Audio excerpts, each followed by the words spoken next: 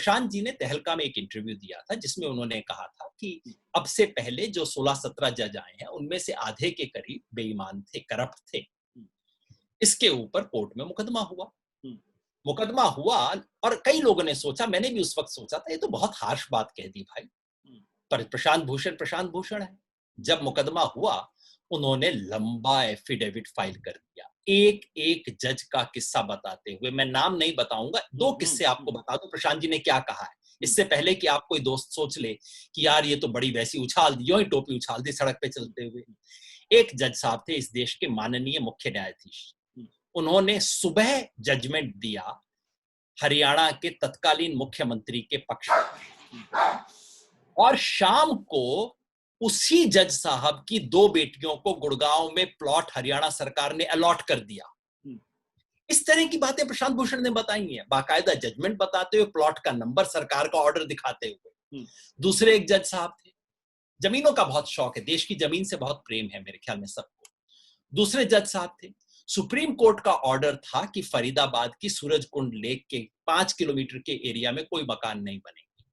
Supreme court के chief justice रहते हुए उन्होंने अपने ही कोर्ट के ऑर्डर को वायलेट करते हुए वहां प्लॉट खरीदा, मकान बनवाया, और उनके रहते हुए वो सारे ऑर्डर वापस ले लिए गए सुप्रीम कोर्ट के। प्रशांत जी ने इस तरह की बातें कही, तो ये कोई हल्के फुल्के आरोप नहीं कि चलते सड़क चलते बता दिया भैया भ्रष्ट है।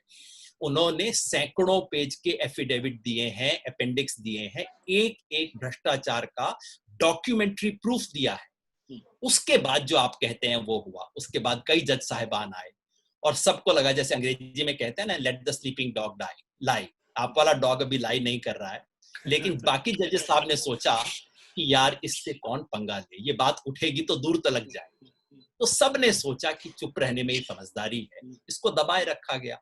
अब केस आ गया और मैं तो शुक्रगुजार हूं सुप्रीम कोर्ट का कि आ गया है। बस मेरी एक ही अपील है कि प्रशांत भूषण ने 8 जजों का नाम लेके उनके खिलाफ जो डॉक्यूमेंट्री एविडेंस दिए वो पब्लिक हो जाए। एक जज साहब उसके बारे में पब्लिक में बहस हो जाए। डॉक्यूमेंट तो पब्लिक है, वो तो मैं आपको दे सकता हूं, उसके बारे में पब्लिक बहस हो जाए। आप साबित कर दीजिए प्रशांत भूषण झूठ बोल रहा है, बदनीयती से झूठ बोल रहा है, जम के सजा दीजिए प्रशांत भूषण को। दीजिए ना, आप सजा क्यों नहीं दे रहे, लेकिन आप डिस्कस तो कर लीजिए हुजूर।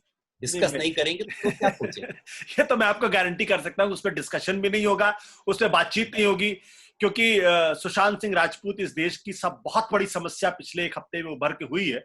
और आज मैं टीवी देख रहा था और मैंने दिन भर ये नोटिस किया कि शायद प्रशांत भूषण, जिसके मसले पे हिंदुस्तान के संविधान, हिंदुस्तान की जुडिशरी के इंडिपेंडेंस को, संस्थाओं को, लोकतंत्र का भविष्य निर्भर करता है, उस पर शायद कोई खबर प्रमुखता से छपी नहीं। खैर वो एक अलग मसला है, उस पर बात करने से कोई फायदा नहीं है।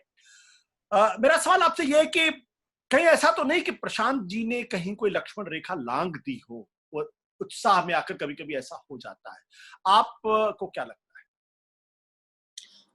लक्ष्मण रेखा लांघी प्रशांत ने, क्योंकि लक्ष्मण रेखा इस बात देश की ये है कि सच को देखो, पूरी तरह देखो, उसके बाद आंख बंद करके कतरा के निकल जाओ।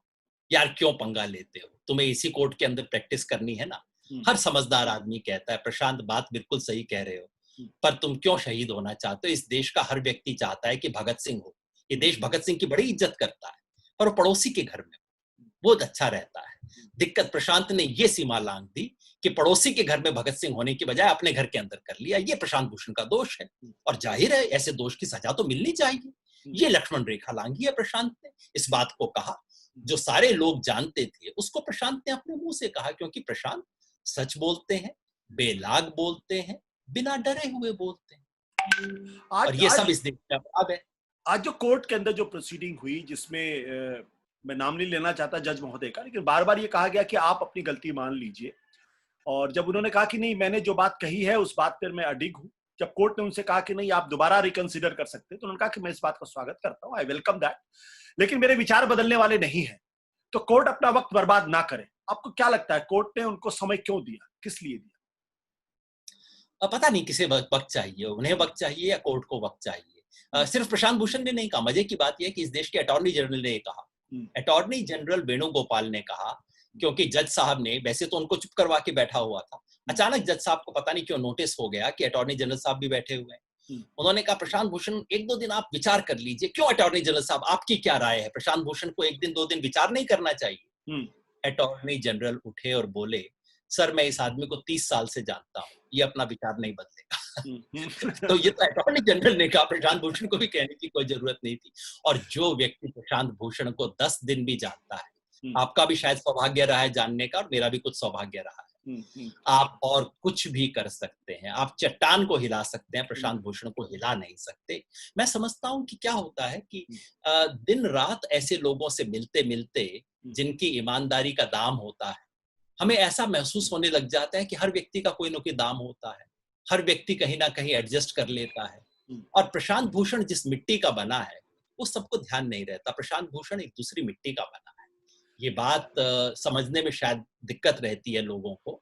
और उन्होंने 2 दिन का वक्त दिया है सोचने के लिए। मुझे विश्वास है प्रशांत भूषण सोचेंगे, क्योंकि सोचना उनका फर्ज बनता है। लेकिन अगर कोई सोचता, मैंने पहले दिन कहा था, जो सोचता है कि प्रशांत भूषण को धमकाया जा सकता है, वो जानता नहीं है कि आदमी किस मिट्टी का बना हुआ है। और दिक्कत ये है कि कुछ लोगों को समझ नहीं आता कि कुछ लोग ऐसी मिट्टी के हो सकते हैं। योगेन जी, आपसे 2 सवाल है। पहला सवाल ये कि अगर कोई सिटिंग सुप्रीम कोर्ट का